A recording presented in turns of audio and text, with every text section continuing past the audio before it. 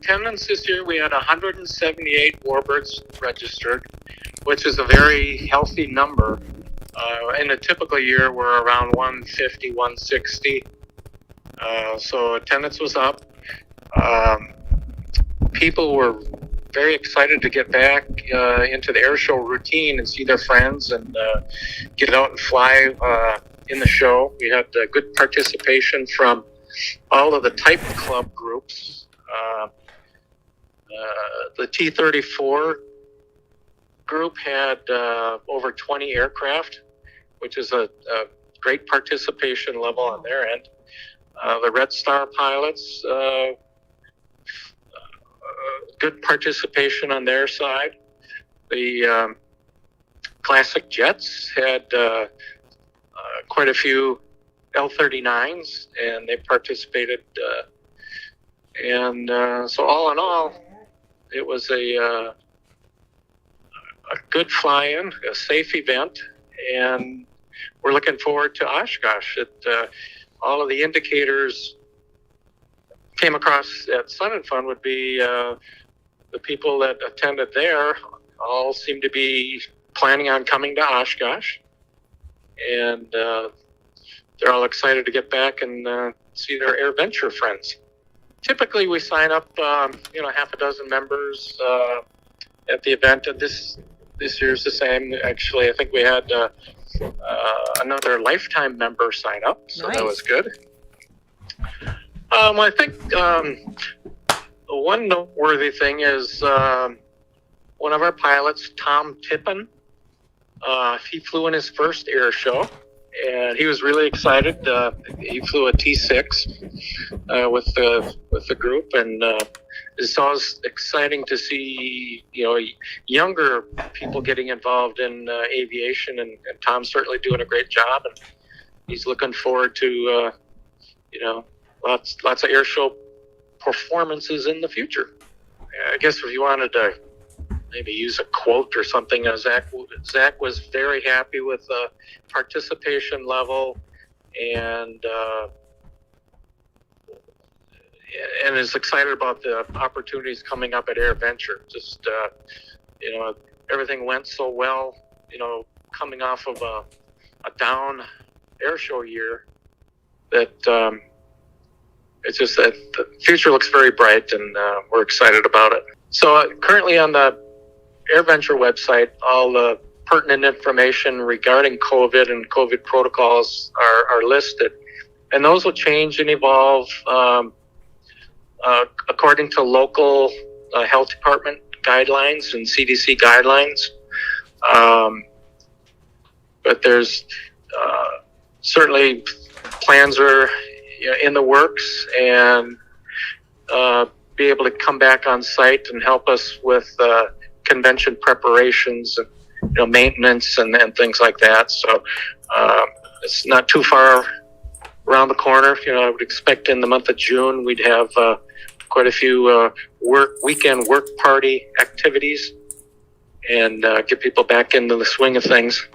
The indicators that I heard of while I was on site was that attendance was up about 15%, and on Saturday with the Blue Angels performing, the general public attendance shattered a record, and both of their overflow parking lots were filled. Mm-hmm. And I've never seen that. It was, we're just so pleased for Sun and Fun to have a successful event, and they certainly needed that shot in the arm, and I'm glad to see that.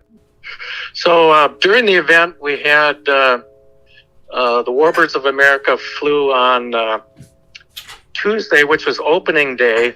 The formation groups, which included the T-34 Association, the Red Star Pilot Association, and the North American Trainer Association, all brought their formation groups in and did some flybys, and then landed and registered at the front part of the air show. So then on Wednesday and Thursday, they followed up with all of our various groups flying, and including fighters, bombers,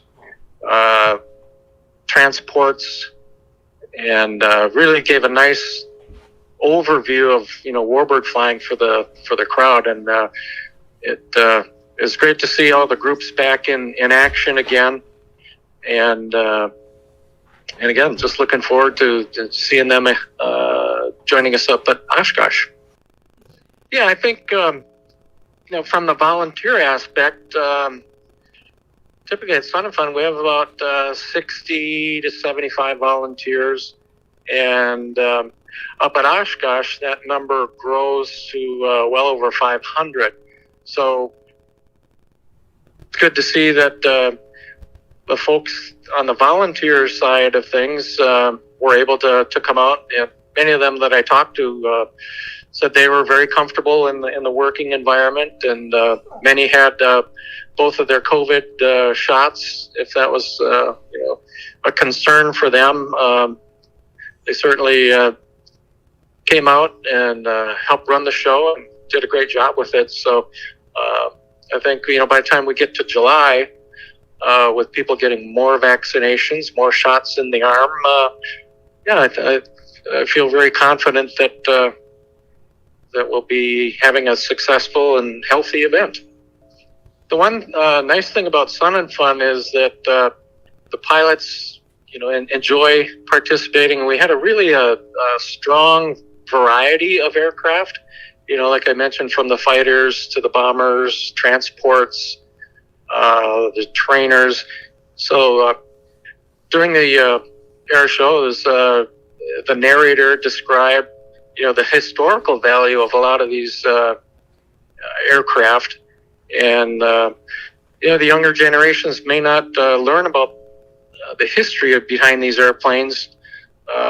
So it was good to see that people were, getting a little education along with their entertainment. So the young people that I saw out on the ramp, they certainly enjoyed looking at the warbirds and having the opportunity to talk to the pilots and talk to the crews, and it was just all positive. Sun and Fun actually has a educational component. They have the fly-in in the springtime, but the rest of the year they are a campus for students that are interested in aviation, whether it be flight training or from the mechanical, A&P type school activities. So it's really a hotbed of learning at Sun and Fun on a year-round basis. So many of the proceeds that are derived from the fly-in go right back into youth education, and it's a strong mission that they have, and they're continuing to produce the next generation of pilots and mechanics.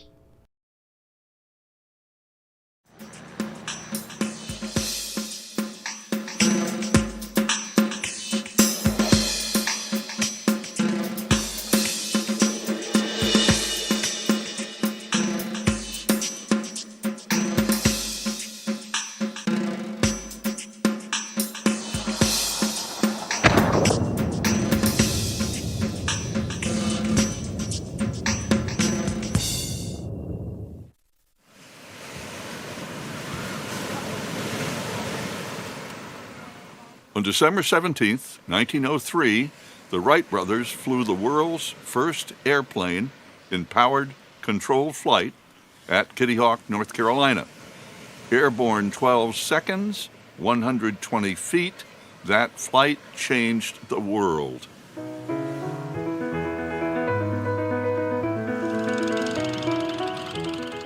Just 11 years later, the United States Army began ordering a new airplane to train pilots. It was a Glenn Curtiss plane that became the JN-4, nicknamed the Jenny. More than 8,100 were produced, and 95% of American pilots learned to fly in the Jenny. Some Jennies were actually modified and flew combat in World War I.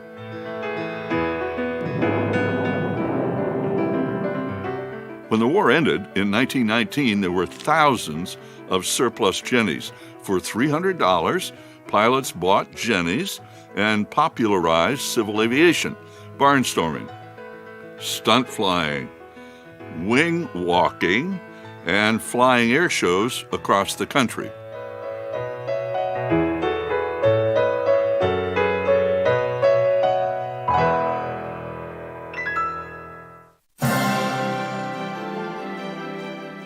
By the late 1920s, aircraft designers in the United States and Europe were churning out new planes with new capabilities.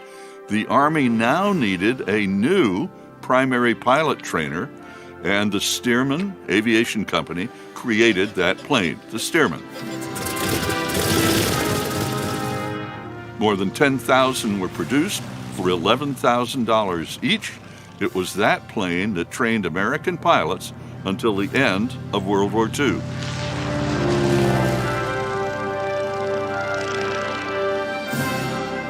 When World War II ended, the Army Air Corps again needed a new primary trainer without a tail wheel, not a tail dragger, realizing that future combat aircraft, fighters and bombers, props and jets would need a tricycle landing gear with a nose wheel.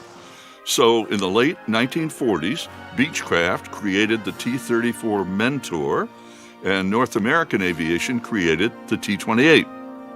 The Navy needed a bigger engine on both. The test pilot on the Navy version of the T-28B was Bob Hoover. These airplanes trained American pilots for 7 decades. They served during the Korean War and Vietnam, all the way through to the Gulf Wars. And to tell us more about these two legendary airplanes, please welcome the owners and operators of these iconic aircraft as we celebrate the 70th anniversary of the T-34 and the T-28.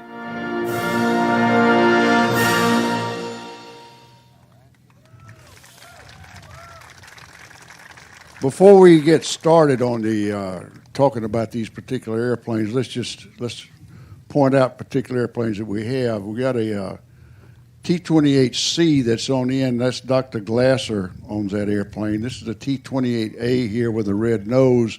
It would have a 2-bladed prop on it, but it was an A model. It was used by the Air Force, obviously Air Force markings. Glasser's got, Dr. Glasser has Air Force markings on that. That's actually a Navy airplane. And then we have here behind us, we've got the T-34C, which that was a Navy training airplane. And that, see, there, Gary, I'm going to screw this up, I know it. Gary Scalepi. Is that close enough? Okay. Thank you very much. And then behind us is a T-34B, and that T-34B, T-34A, excuse me. Is that right? Or B? It's a B. B. B. Yeah, B. And that's Billy Smith owns that airplane. Now, we have right next to Dr. Glasser here is going to tell us about his particular airplane, and he holds an ACE-SAC ground level acro team card, and he has owned that particular T-28 for 30 years, and over the years he's put different modifications on it. Paul Walter is a NATA historian. He's owner of T-34s and T-28s, and he's author of many T-34 and T-28 articles. And you might have even written a book. I don't know. You written a book? Not yet. Well, why not? Okay. And then over here we have Tom Donovan. Where's Tom? Okay. He was an instructor in the T-34C. He's flown the T-34, both of them, the Bs and the Cs, and he's also flown the T-28. And now I'll just turn it over to you, Tom, and let you just take it from here. Well, great. Hey, thanks for coming out. The sun's come out, the rain's gone away, and this is the 70th anniversary of the first flights of these airplanes, 70 years ago. So that's really amazing. Little bit additional information. Ralph Glasser's is really a Bravo model, and it started its life in the Navy, but it's really was used and the paint scheme is from Vietnam. These were planes that kept on getting recycled. If you go out in Warbird Alley, there's a Fennec out there. It started life as this T-28A in 1951 with an 800 horsepower engine, and ended its life, or it's not ended yet, it's still flying, as a Fennec with a big engine.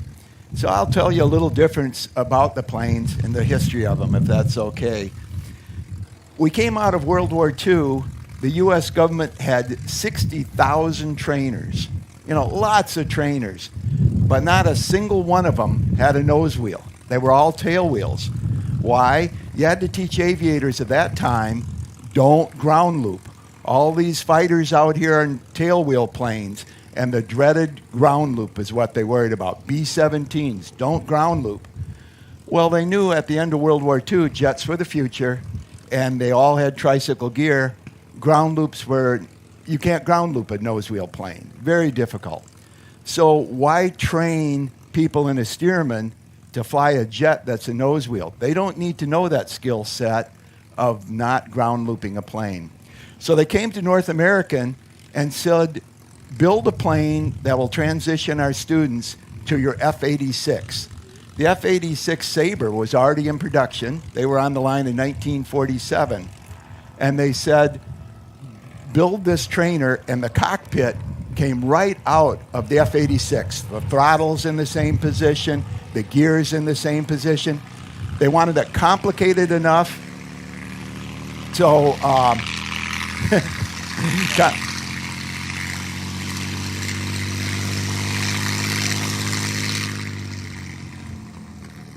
they wanted it complicated enough that it would teach them how to fly, but not so complicated that they couldn't be the first students. And Mick down on the end, he's going to tell us it was one of the first planes he flew.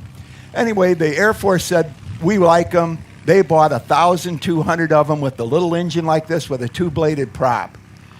After a few years, they said, if we want to train people in jets, let's start them in jets. So they got the T-37 Tweet. And they took these and retired them, sold them. And the Navy then said, well, we'd like some. They had the B. And then when they wanted to teach aircraft carrier landings, and Mick's going to tell us about what it was like to land on a carrier, they developed the C with the tail hook. Those had the big engines. Well, the French had a little skirmish in Algeria, and they came and bought the A's from the U.S. government out of the Davis-Monthan, put big engines in them. And pretty soon the U.S. government, our plane in the front, is one that went to Congo for the CIA.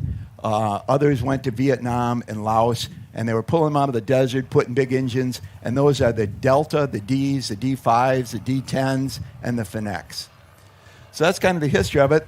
The T-34, as it said, these were about $180,000 in 1949.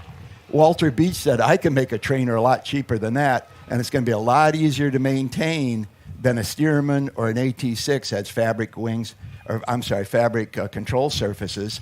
So he came up with the Mentor, and the Mentor was so good, they put the turbine in it, and it was still being used to 2012.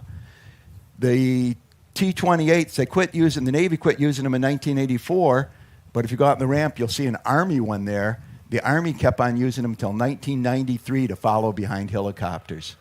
So that's kind of the history of the T-28s. They got in civilian hands. They're all owned by civilians now. So that's how we get to today. And I think, Mick, why don't you tell us a little about carrier landings and what it was like to land on the Grey Goose, and how you approached this plane, and how it might have intimidated you a little bit because it's a little bit bigger than a Piper Cub. Well, thank you very much, Paul, and whatever. And again, everybody, thanks for coming out today. A beautiful day, and hope you're just all having a wonderful time. My background is a Navy pilot during the Vietnam era, and went through a Navy training. And at that time, in order to be a naval pilot, you had to be carrier-qualled.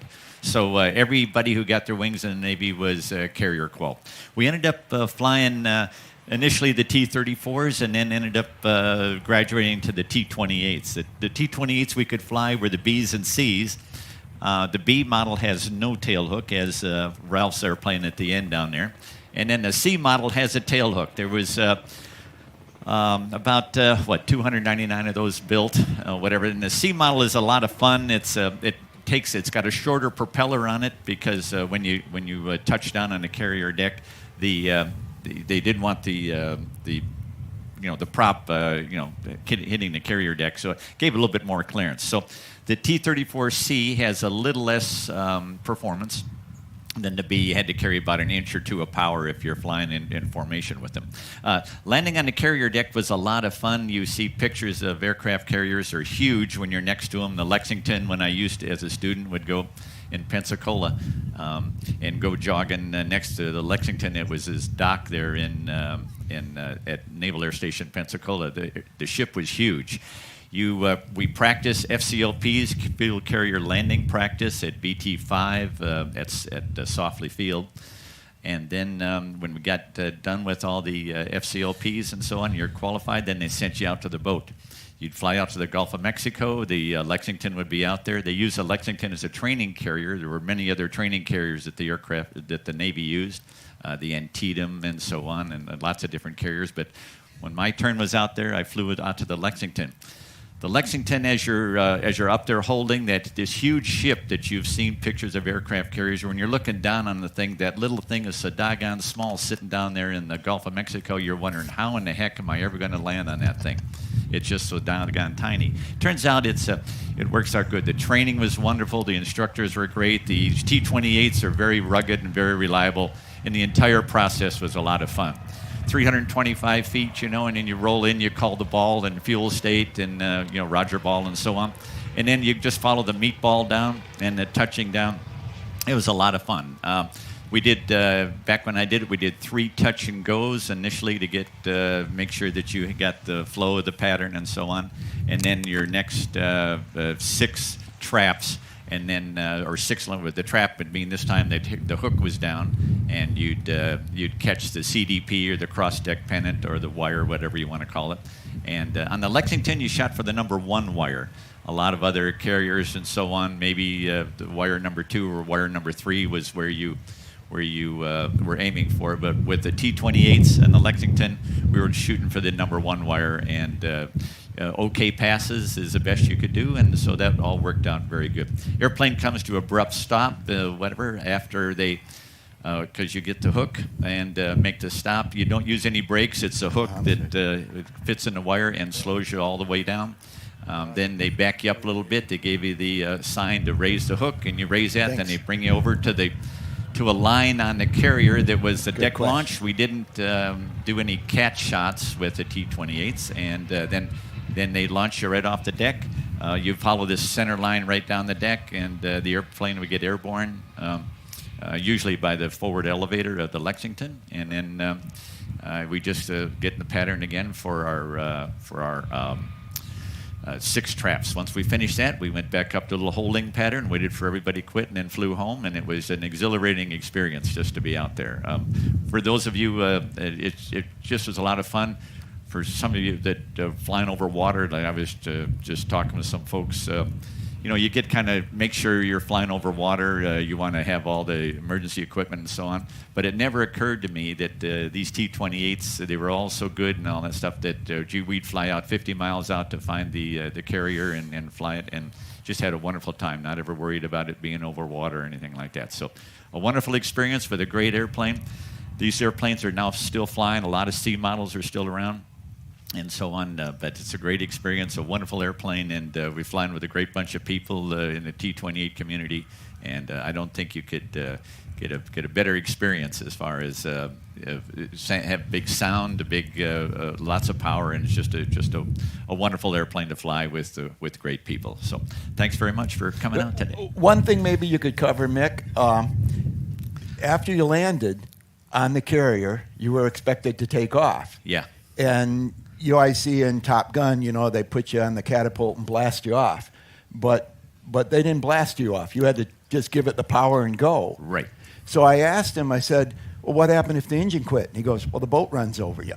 Yeah, so, I guess it took a different type of Well, one of the things, and that's why a lot of times a lot of times you would, after takeoff, if you're on the angled deck, of course, you're already heading away, but after takeoff, you kind of want to make a turn just to get away from that, away from the heading of the ship, so that you wouldn't, if you did have a catastrophic engine failure or so on, that you'd be safe. They also had people there to, plane guards and rescue people to take care of you if you got in. So it was a very well-run operation, and with all the training we had, which was, I think second to none. That Navy training really put you out, so you knew what you were doing. So it was a wonderful operation, and just great to be a part of it. So just a little offside here, but the Navy, NAVY, stands for Never Actually Volunteer Yourself. Mick did volunteer for one mission. That was to fly Miss America, or was it Miss USA? Miss USA. Yeah. Miss USA and Holly Berry around Europe. So he volunteered himself. And now he's the lead of the Trojan Thunder. So we'll see him later today when Doc is a solo and Mick's lead. I'm number 2, and some of the other guys here among it.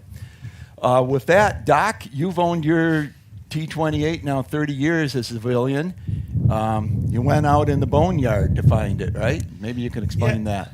So, again, welcome everybody. I bought a Bonanza in 1986, and I was looking for something a little more fun. Looked at a Pitt Special, looked at a Casa Saida jet, and I went to an air show in June of '89 and saw one of these beasts sitting on the tarmac, and I didn't know what it was. And I looked and looked, and I walked up to the guy in a flight suit standing there, and I said, "Is that a P-47 with a nose wheel?" A dumb question, obviously, and he didn't move a muscle except the corner of his mouth to say, T-28. I'd never heard of one. So I went home, and about a week later, there was an article in AOPA Pilot, cover article, the T-28 Trojan, and I went over and I said, boy, this is a great plane. I got to buy one before the prices go up. So I started looking and found NATA, which is our North American Trainer Association, contacted them, and they sent me an article by one of the T-28 gurus back then, John Harrison.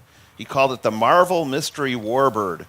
And it starts out, what warbird is out there with 1,425 horsepower? It can pull 6 Gs. It can outturn and outclimb a P-51 Mustang, has all hydraulic controls, has 4 electrical systems, and can be bought at the fraction of a price. Oh, the T-28. And then I was really pumped up. So I looked around from the East Coast to the West Coast for a T-28, and NATA suggested, well, why not go to the Boneyard, Davis-Monthan Air Force Base in Tucson, see if there's any available for sale. So this was now July of 1989. And at that time, there were 25 T-28s sitting on the field at Davis-Monthan, owned by the Navy Museum in Pensacola. And in May of '89, they were looking to restore a PBY Catalina and needed a wing. Well, of course, there are no wings in the parts bin, so they found a civilian who had a wing and traded 5 T-28s on paper for a PBY wing in May of '89.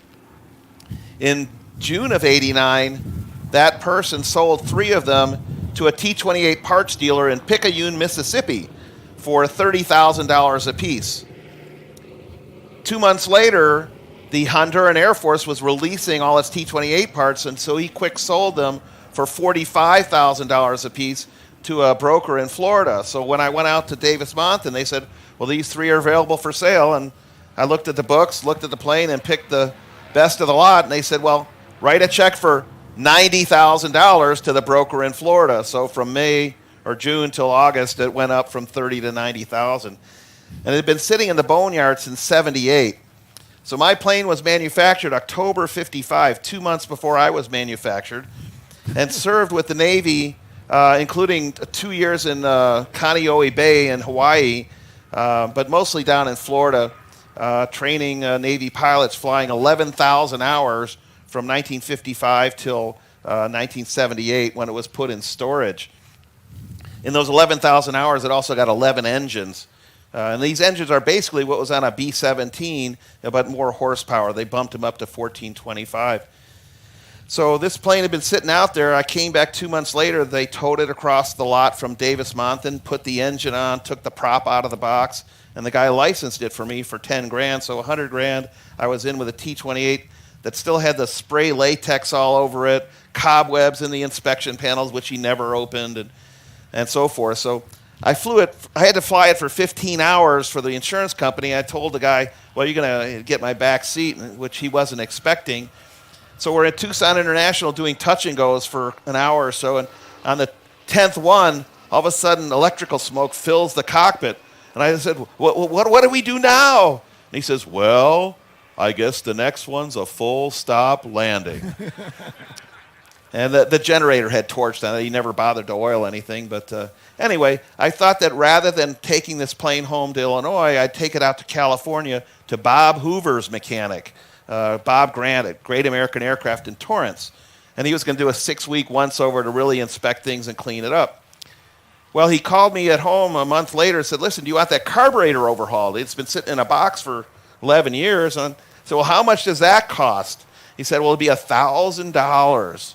I said, well, it got me from Tucson to California. Don't overhaul it. But then I slept on it, and the next day I said, go ahead and overhaul it. So they sent it out to a great shop in Washington State, and they overhauled it. Unfortunately, that 6 weeks turned into a year before I got the plane back. It was just busy. But when I got the plane, I flew it all the way home, and that was December of 1990. I took off with a guy in the back seat, and we got to about 1,000 feet. I went from takeoff power to climb power, and the engine just quit. I said, what's going on here? And I made the turn, tried to restart the engine by hitting primer, but I came up about 15 feet short of a taxiway. When I threw the gear out the last second, it just stopped flying, and whoomp, it hit quite hard and rolled off into the dirt. And I didn't think it was much worse than most of my landings up to that point, but we had bent the wing up, and the plane was kind of totaled. Well, it turned out that carburetor that got overhauled, there's a fuel metering valve inside that gets safety wired, and they had forgotten to safety wire it. So after 27 hours, it wobbled free, and when I went from takeoff power to climb power, it just flooded the engine, and hitting the primer certainly didn't help that. So the plane got disassembled. 2 guys came out from California. 8 hours later, it was on a flatbed truck, very quick, truck back to California for a year. I had a bent wing, and I said, well, what am I going to do about that? And they said, well, there's 3 wings built up for Vietnam, the D wings with all the hard points, sitting in crates in Reno, Nevada, $10,000 wingtip to wingtip. And I said, well, sold. So I got a new wing with all the hard points, and that's when I started looking at the manuals, seeing, the different paint schemes, what could I do, what carried all that armament. And I found this Vietnam camo scheme that just looked really awesome. My wife looked at it and said, oh, that's ugly. And so she pages through, how about this pretty one? So that's Eglin Air Force Base in 1961, just before they went to Vietnam. It's a D-10, which was a B model converted to a D model. Now, to make a D model out of a B, you've already got the big engine, but you get the wing with the hard points. You get armor plating around the seats, which I don't carry, self-sealing wing fuel tanks, and a thing called the Yankee extraction system, which was just a big bottle rocket sitting behind your head. And if you had to go, the det cord would explode the canopy, hopefully, but if not, the rocket would punch through it and just pull you out of your seat, and there you are in free fall, and you pull the ripcord. Not exactly a 0-0 system, but it saved some lives in Vietnam. So mine, except for the bottle rocket and the armor plate, is pretty much a D-10. I also found all the armaments. So I've got bombs, rockets, machine gun pods, but you just can't do aerobatics with all that stuff, so that stuff's at home right now. I brought it to EAA in 1992, not knowing what the heck was going on. In fact, I came late because I couldn't get the engine started, and I fussed over for 2 days. And finally, I looked at the ignition vibrator box, and a little washer had floated up during my meager aerobatic attempts and grounded out the magneto at the starter of the vibrator. And I just, what's this doing here? I pulled it out. Vroom, I start up. I show up late to the show by about 4 days, and everybody went crazy over the plane, and it won Grand Champion Warbird in 1992. And it's actually the last grand champion warbird ever, because when I showed up, I beat a Corsair that was absolutely beautiful, but they gave complexity points. And because of the hydraulic systems, the electrical systems, all that, I got a couple extra points, and I beat him. And boy, was he hot. So at that point, he talked to the directors, and then the very next show, they split it out. Grand Champion Warbird, World War II. Grand Champion Warbird, post-World War II. So I have the distinction of being the last Grand Champion Warbird. So that was back in 92. I was flying it. I started doing aerobatics up at 10,000 feet and got my low-level waiver a few years later. And then I was approached in 2003 for a new air show team called the Trojan Horsemen. And we did a 6-plane formation and aerobatic show for 14 years, and I was the lead aerobatic guy and just had a blast with that. Also, during those years, we flew at Oshkosh. Most of you have seen or been in the big wings that we fly. But my distinction back then in 92, 93, I'd come out here, and we'd be sitting all day till the afternoon show. I said, what the heck's with that? Let's go fly. So I started what's called the morning calisthenics.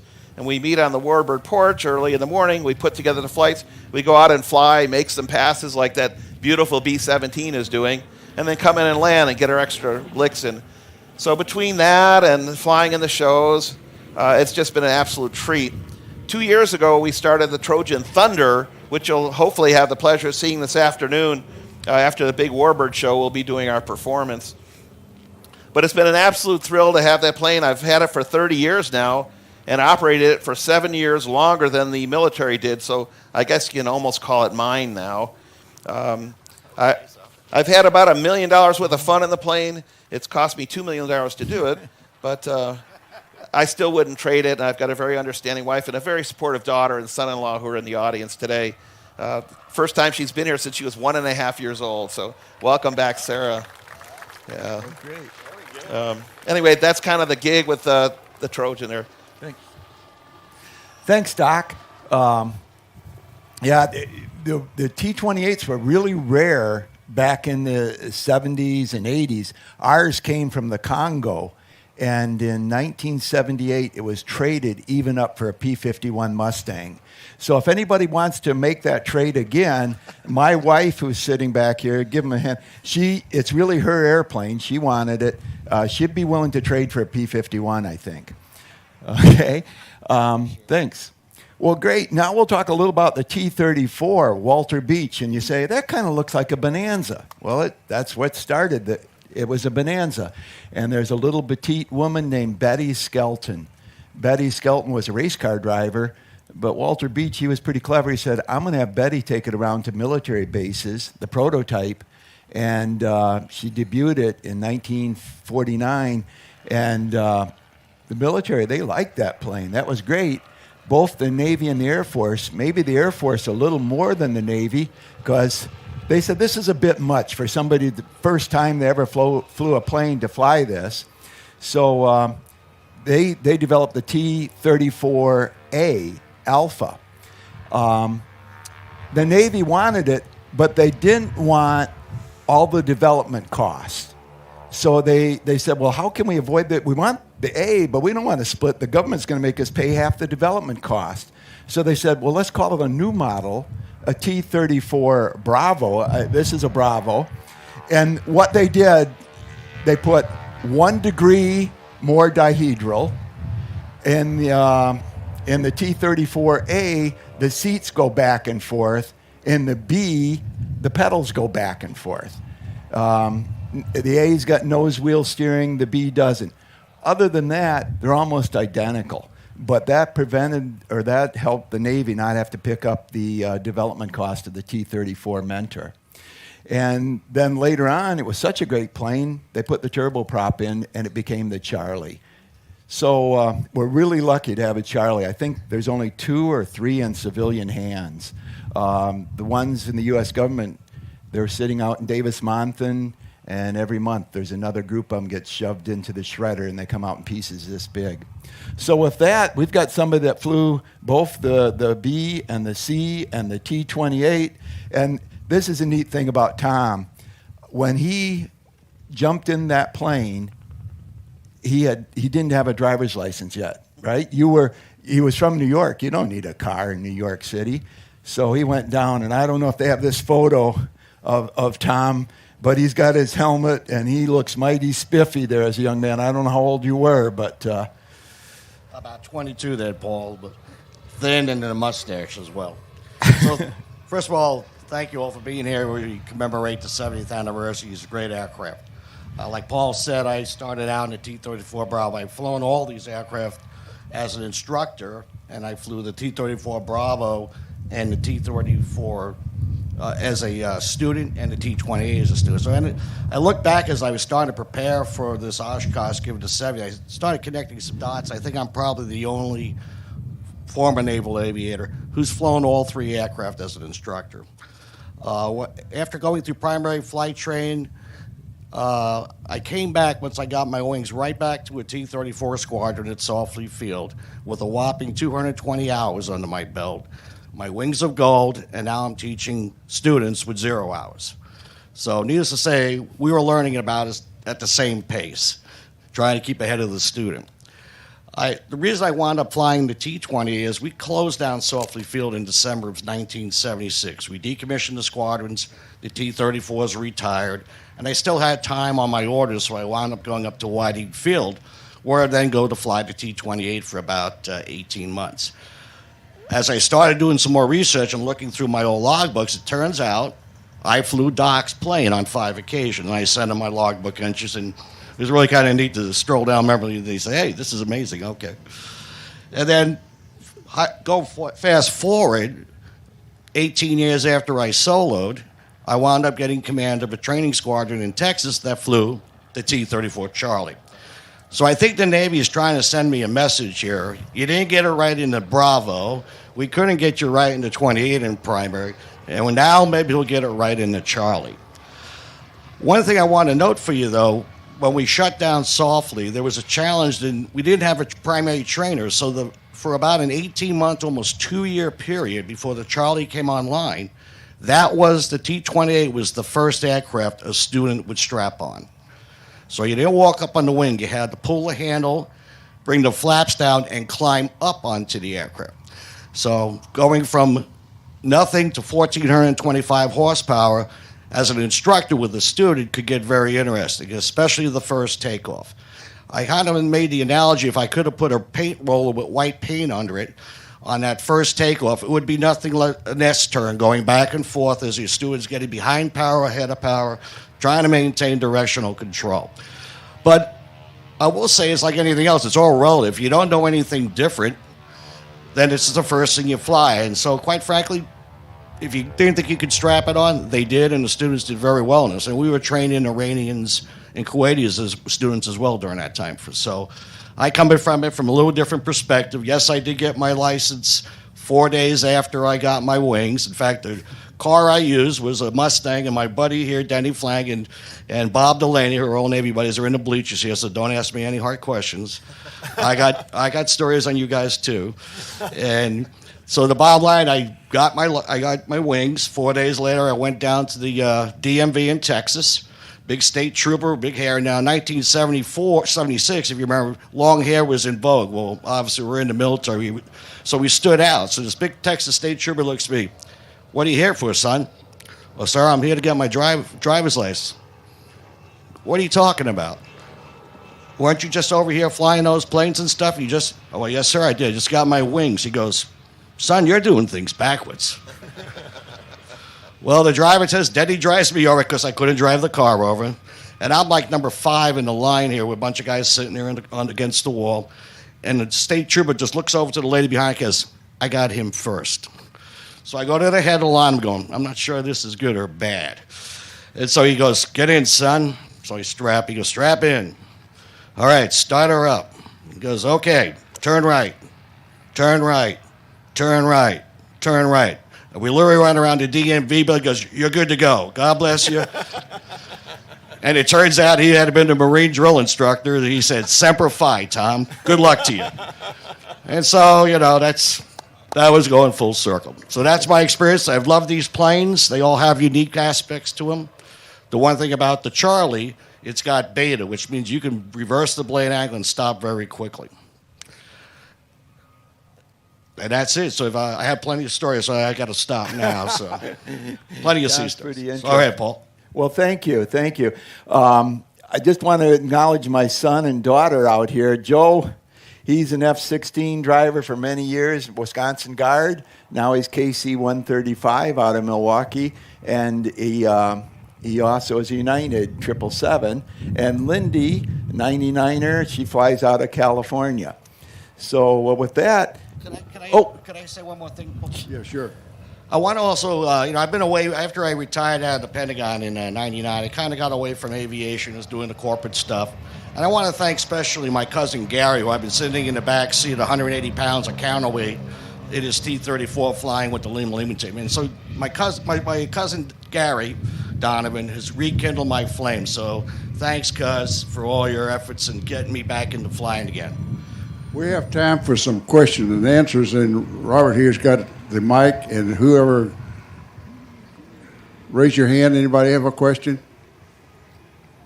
Surely there must be somebody that doesn't know something. Here we are. I see some of the T-28s with the larger tire wheel and some with the smaller. Is there an advantage to one versus the other? well, the A's all came with the large tire, and if you look at them, they have a hydraulic steering. Now, some of that's been disconnected with them, but the A started that way.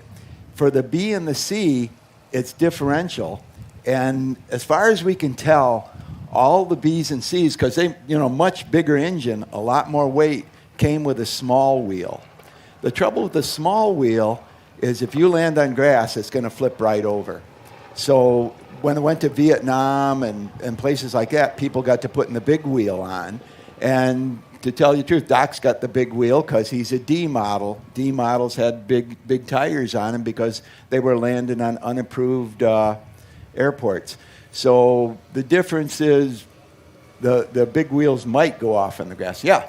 Yeah, the other reason that you might see the smaller nose tire on some of the T-28s out here is that smaller tire is a high-pressure tire. It has less rebound, so that when you're landing on the carrier deck with that high-pressure tire, it's not like a basketball effect that it would bounce and so on. And that's the reason for the high-pressure tire, which is smaller. Also with the A model, if you notice a smaller engine, but look at the canopy difference in the two airplanes. The A model has a much higher canopy, and initially they thought there was going to be a little stability problem, whatever. So notice the roll bar that's up on the top of the canopy of this A model right here. Whereas later on with the Bs and Cs, they made the canopy smaller and removed the roll bar once they figured out that these airplanes were going to be very stable on the ground and so on. So, but kind of an interesting thing. This is a wonderful A model here with the high canopy and the roll bar up there. Yeah. And we were, I'm sorry. Go ahead. I was just going to say, we had a volunteer from Texas going to bring Paul Poberesny's old A, and you made it part way, right? And then the generator started giving grief, so Vince stepped in and said we could have his on display. So thank you very much, and thanks for the attempt to bring Paul's old plane up here. Next. This is not a question as much as a shout out for you guys, for the T-28 guys from Sheboygan.